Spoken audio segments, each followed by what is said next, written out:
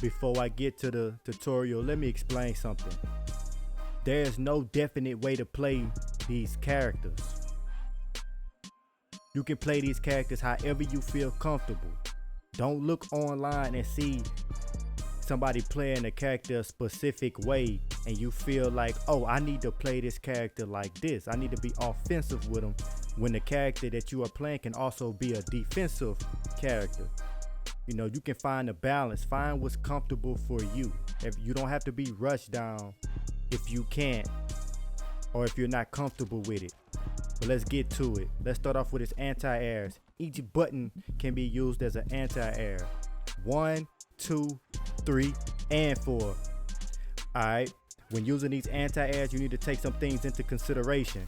The damage each move does, and the distance you are from the opponent. Another thing is when the opponent attacks, because you can do jumping attacks and you can time when you do an attack. This just depends on who you're fighting.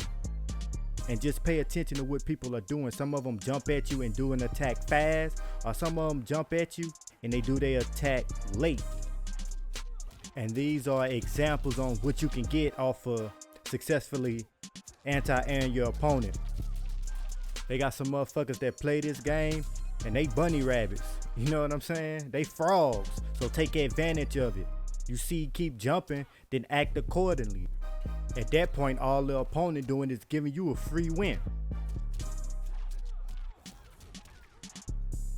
All right, this example here, just showing what you can get off an early down 2. If you catch him early enough, you can get a decent amount of damage. Take advantage of it. And I'm just showing right here, it's not easy to do. They have to be a certain height and a certain distance from you in order to get this to combo. Let's keep it pushing. Previously I said distance has a lot to do with anti-airing people. Distance and how early they do an attack while they are in the air. If they are a person that does an anti-air late, like almost when they touch the ground, take advantage of it.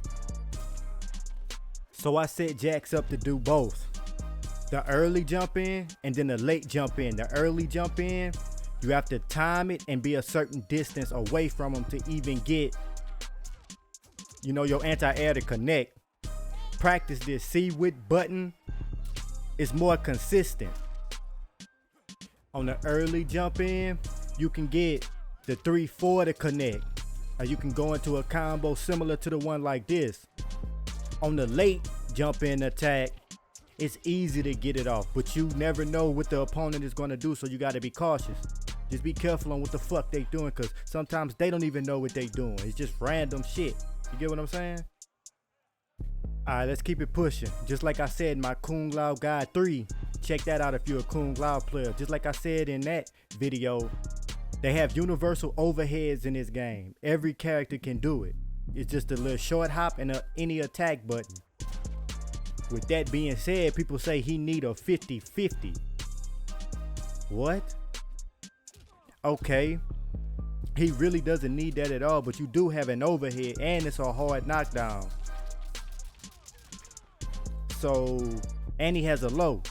So if I do a jump in attack, they respect the jump in attack and they still blocking, I have an opportunity to do that universal overhead or go into the low, which is easy to confirm off of.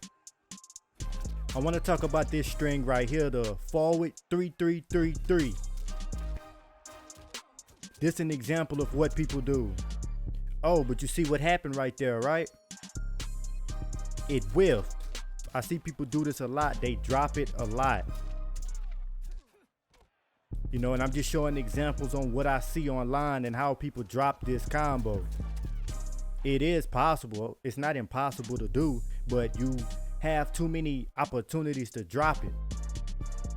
Liu Kang got a string that's 2-1-2.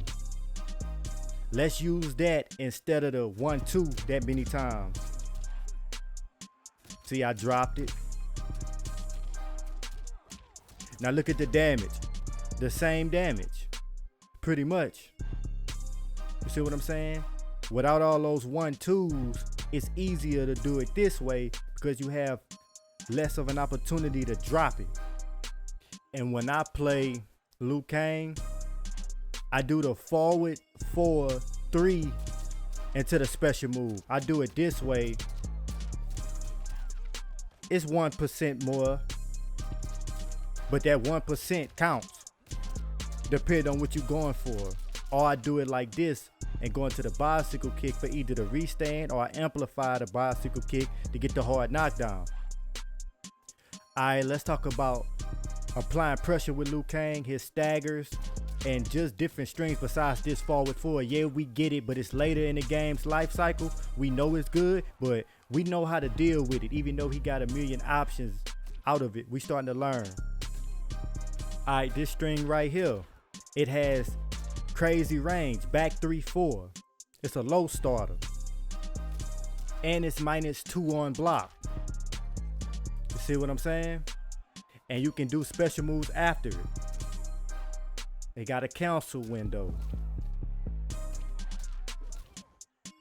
At max range, you can't get the low fireball to connect, so you have to be pretty close to him to get the low fireball to connect when you're doing this string.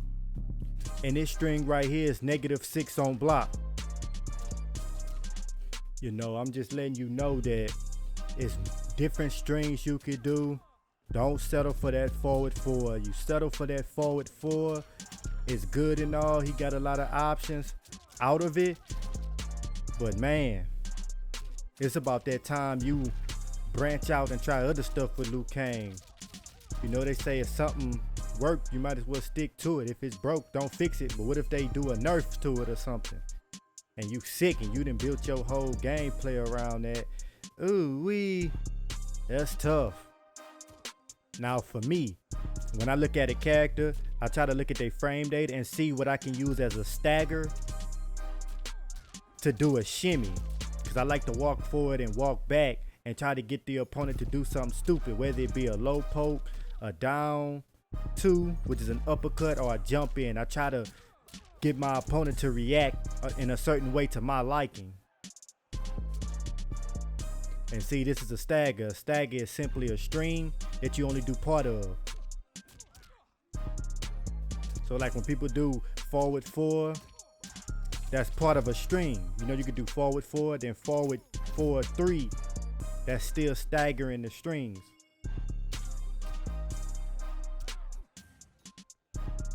And I'm just playing around right now. See, I like to play around and see what I can do, like little stupid shit like that. That's not a viable combo or nothing. But I'm just playing around to see what's all possible. I kept all this in here just to show you my process. Now what I'm doing is I'm just looking at frame data, trying to see, and his 1-2 is +3 on block. It's +3 on block, but it's a high. It's 2 high attacks. So keep that in mind. And this string right here, people rarely use it. He has options out of this string just like he does in his other strings. You know what I mean? It's just giving the opponent more things to see visually, so they won't be content with punishing you or just ready for whatever you have coming, because you are using a lot of the tools the character have. And in this, you can go low, you can go into the stance and do the high. They have to react to this, especially if they not used to doing stuff like this or seeing things like this from Liu Kang players. You can catch a lot of people off guard because nobody really uses it. Into the low. All right, everybody's favorite button, the forward 4. I like to do shimmies, like I said earlier, but me walking back after this move takes forever. It takes too fucking long. Even though it's a good string and you have a lot of options out of it and in it, I don't do it a lot. I try to keep the opponent guessing on which strings I'm gonna use, but they already know this forward 4. As soon as they see that you pick Liu Kang, oh my God, here we go again. Forward 4, master. And look at all the options out of it.